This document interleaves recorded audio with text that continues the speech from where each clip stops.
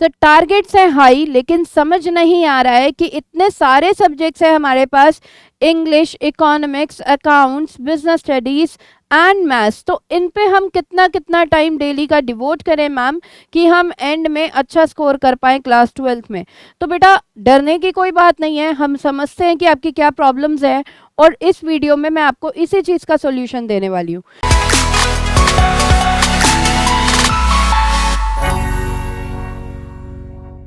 जय Shri Shyam everyone, welcome to class 12th grooming education. तो आज हम बात करेंगे एक परफेक्ट टाइम टेबल की, जिसमें मैं आपको बताने वाली हूँ कि आपको डेली कौन से सब्जेक्ट को कितना टाइम देना है so that you can score very high, you can attain your targets, you can achieve your targets in class 12th board examinations. So आइए बेटा without wasting any time move करते हैं आज की वीडियो पे, जो कि रिलेटेड है time table for class 12th commerce students. Okay, so let's start with the basic information. अगर हम बात करें बच्चे, तो आपका जो एकेडमिक ईयर है वो स्टार्ट हो जाता है अराउंड ऑफ अप्रैल से, राइट, एंड फरवरी में बोर्ड एग्जाम स्टार्ट हो जाते हैं, है ना।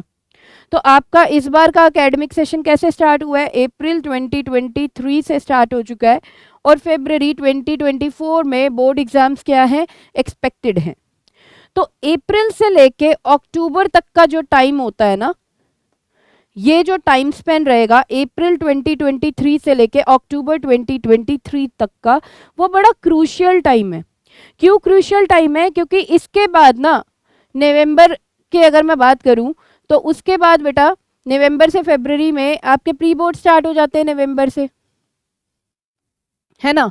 तो प्री बोर्ड्स में आपको पता है पूरा कोर्स आता है आपका, तो यानी कि हमें अक्टूबर एंड तक पूरा कोर्स कंप्लीट कर लेना चाहिए। हमेशा ये ध्यान रखना है कि आपका पूरा कोर्स कंप्लीट हो चुका हो फॉर ऑल सब्जेक्ट्स। बहुत से स्टूडेंट्स बेटा यही गलती करते हैं यहाँ पे, अक्टूबर आ गया लेकिन कोर्स ही कंप्लीट नहीं हुआ। तो हमें ऐसा नहीं करना है, ये गलती हमें नहीं करनी है। हमें क्या करना है कि कोर्स को कंप्लीट कर लेना है टिल अक्टूबर। बेटा कोर्स कंप्लीट करना मतलब सारे चैप्टर्स आपको हर एक सब्जेक्ट के कर लेने हैं, लेकिन साथ में आपको अपने आप को इवैल्यूएट भी करना है कि आपकी परफॉर्मेंस कैसी चल रही है। मतलब बेटा आप टेस्ट भी देते रहेंगे साइड बाय साइड, जिससे आपको पता लगता रहेगा कि आपकी performance up to the mark जा रही है या नहीं जा रही है, ठीक है। उसके बाद अक्टूबर से लेके फरवरी के बाद का जो टाइम पीरियड रहता है वो कुछ इस तरीके का रहता है कि हम लोग रिविजन्स करते हैं, मल्टीपल टाइम्स रिविजन्स चलती हैं, मॉक टेस्ट करते हैं, है ना, सैम्पल पेपर्स, राइट। सीबीएसई भी अपने सैम्पल पेपर रिलीज कर देता है, तो हम सीबीएसई सैम्पल पेपर्स भी करते हैं। एंड प्री बोर्ड्स में तो हम एंगेज रहते ही हैं, और ट्यूशंस में, स्कूल्स में भी टेस्ट पे टेस्ट चल रहे होते हैं, है ना। तो अभी जो मैं बात करूंगी टाइम टेबल की, वो आपको फॉलो करना है अप्रैल से लेके अक्टूबर तक, ठीक है। तो आइए बात करते हैं बेटा किस टाइप का टाइम टेबल होना चाहिए। देखिए आपके मैंने 5 मेजर सब्जेक्ट्स लिए, ठीक है। Maths, accounts, English, economics and business studies.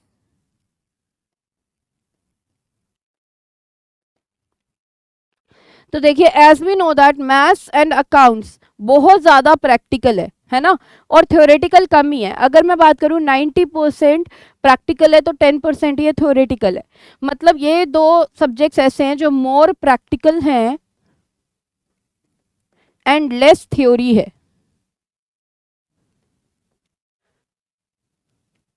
ना।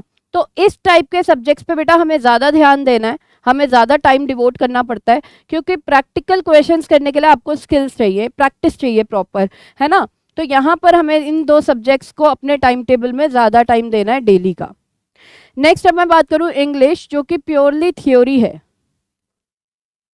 इकोनॉमिक्स भी थ्योरी प्लस प्रैक्टिकल है, लेकिन हाँ इसमें भी थ्योरी का पोर्शन ज़्यादा रखा गया है बेटा, प्रैक्टिकल का पोर्शन कम है।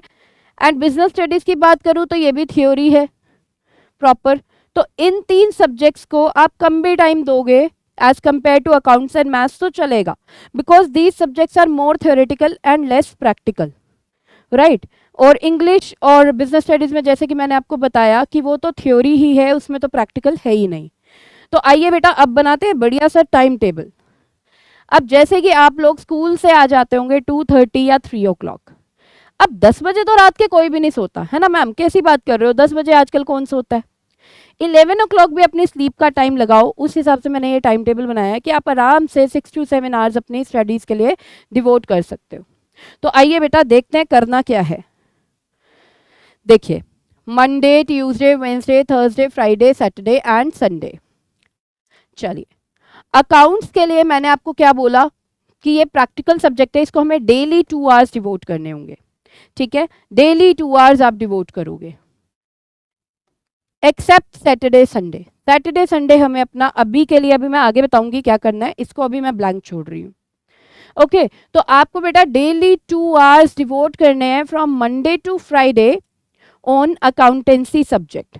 ये 2 आवर्स का मतलब है आप ट्यूशन भी गए, आपने स्कूल का होमवर्क भी किया, आपने ट्यूशन का होमवर्क भी किया, सब इंक्लूड करके 2 hours. Same for maths, maths या आईपी जो भी आपके पास है, 2 आवर्स आपको डिवोट करने हैं मैथ्स के सब्जेक्ट पे भी। कभी 45 मिनट्स या 30 मिनट्स ऊपर नीचे हो सकता है बेटा, लाइक मैथ्स पे 30 मिनट्स ज़्यादा दे दिए तो अकाउंट्स पे 30 मिनट्स कम दे दिए, तो ये एडजस्टमेंट अभी चल जाएगी। नेक्स्ट, इकोनॉमिक्स की अगर मैं बात करूं बच्चे, तो इकोनॉमिक्स में आप ऑल्टरनेट डेज पे 1 आवर दीजिए, दैट्स इनफ। ऑल्टरनेट डेज पे 1 आवर, मतलब जैसे आपने मंडे को दे दिया तो वेंसडे को दिया, उसके बाद फ्राइडे को 1 आवर दिया, मतलब मंडे, वेंसडे एंड फ्राइडे आप इकोनॉमिक्स को 1 आवर दे रहे हो। अब बात करते हैं बेटा बिजनेस स्टडीज की, तो बिजनेस स्टडीज को भी ऑल्टरनेट डेज पे 1 आवर देना है, like Tuesday, Thursday and Saturday आपने 1 आवर दे दिया बिजनेस स्टडीज को। ओके, अब बात करेंगे इंग्लिश की। अब बहुत से बच्चे यहाँ पे ये गलती करते हैं कि इंग्लिश को बिल्कुल एंड के लिए छोड़ देते हैं, कि पहले सारे सब्जेक्ट्स का कोर्स कंप्लीट कर ले, इंग्लिश को छोड़ के बाद में इंग्लिश को स्टार्ट करेंगे। बेटा ये गलती नहीं करनी, इंग्लिश को भी साइड बाय साइड लेके चलना है। हम इंग्लिश को पता नहीं इतना लाइटली वेट क्यों करते हैं, जबकि इंग्लिश एक कंपलसरी सब्जेक्ट माना गया है बेस्ट 5 डिराइव करने के लिए, है ना। तो इंग्लिश तो एक कंपलसरी सब्जेक्ट है बेटा, तो इसको हमें टाइम स्टार्टिंग से ही देना है, ठीक है। मैं ये नहीं बोलूँगी आप बहुत ज़्यादा टाइम दीजिए, मैं ये बोलूँगी कि वीक में एटलीस्ट 2 डेज तो आप दीजिए इसे 1 आवर। तो यहाँ पर अगर आप वेंसडे एंड फ्राइडे इसे टाइम दे देते हैं 1 आवर, है ना, तो ऐसे कर सकते हैं। तो इस तरीके से बेटा आपका ये टाइम टेबल बन गया। अब हम बात करेंगे सैटरडे संडे की, इसमें सिर्फ मैंने 1 आवर यहाँ बिजनेस स्टडीज के लिए आपका डिवोट किया है। अच्छा, अब सैटरडे संडे क्या करना है, देखिए बहुत से स्कूल्स में जनरली क्या होता है, मंडे को वीकली एग्जाम होता है ना। तो हमें अपना जो सैटरडे संडे रखना है ना बेटा, वो रिविजन्स के लिए रखना है। जितना भी आपने वीक के 5 डेज में पढ़ा, ठीक है, वो आप एक बार रिवाइज कर लो। बेटा रिवीजन एक इंपॉर्टेंट रोल प्ले करता है हमारी प्रिपरेशन में। अगर हम रिवाइज कर रहे हैं ना हर एक चीज़, तो हमारे माइंड में रिटेन भी होगी। आप सिर्फ लर्न करके छोड़ रहे हो, उस चीज़ को दोबारा देख ही नहीं रहे हो, रिवाइज ही नहीं कर रहे हो, वो चीज़ माइंड में बैठेगी नहीं। तो माइंड में बैठने के लिए रिवीजन का एक इम्पॉर्टेंट पार्ट है, जो कि हम कौन से डेज इसको दे रहे हैं रिवीजन को, सैटरडे संडे। अच्छा, दूसरा क्या करना है, बैकलॉग। बैकलॉग क्या होता है कि कुछ चीज़ इकट्ठी हो गई है, रह गई है ना, वीक में 5 डेज करने के लिए कोई चीज़ रह गई है, कोई सब्जेक्ट पीछे चल रहा है, तो उसको यहाँ सैटरडे संडे में उठा दो, ठीक है। तीसरा, टेस्ट प्रिपरेशन। जो भी टेस्ट है, ठीक है, मंडे को जिस भी चीज़ का टेस्ट है उसको यहाँ पे प्रेफरेंस दो, ठीक है, तो टेस्ट के लिए प्रिपेयर करो। इस तरीके से हमें अपना सैटरडे संडे अभी के लिए यूज़ करना है, ठीक है। This is the best time table that you can consider to achieve your targets in class 12th, ठीक है। तो यहाँ तक बच्चे, अगर आपको कोई भी डाउट है तो आप हमें कमेंट सेक्शन में पूछ सकते हैं। हमारी जो टीम है वो डेफिनेटली आपको रिप्लाई करेगी एज सून एज पॉसिबल। तो आई होप आपको ये वीडियो अच्छी लगी होगी। प्लीज़ आप ये वीडियो को अपने फ्रेंड्स के साथ भी शेयर करें जो क्लास 12th कॉमर्स के स्टूडेंट्स हैं, and like the video and subscribe the channel if not subscribe till yet. मिलते हैं बेटा नेक्स्ट वीडियो में। Till then bye bye, take care, जय श्री श्याम।